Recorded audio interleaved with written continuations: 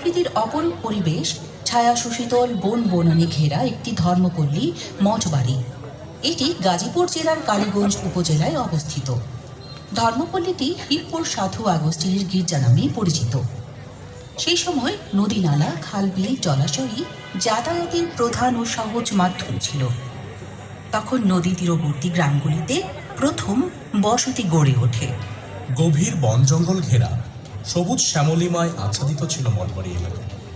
এলাকাটি ছিল বন্যপ্রাণীর অভয়ারণ্য, নানা প্রকার পাখির আবাসস্থল। মানুষ বন্য হিংস্র প্রাণীর সাথে লড়াই সংগ্রাম করে বেঁচে থাকত। ভৌগোলিক অবস্থান, জঙ্গলাকীর্ণ এলাকা, যোগাযোগের দুরবস্থা, এসব কারণে পার্শ্ববর্তী এলাকার মানুষ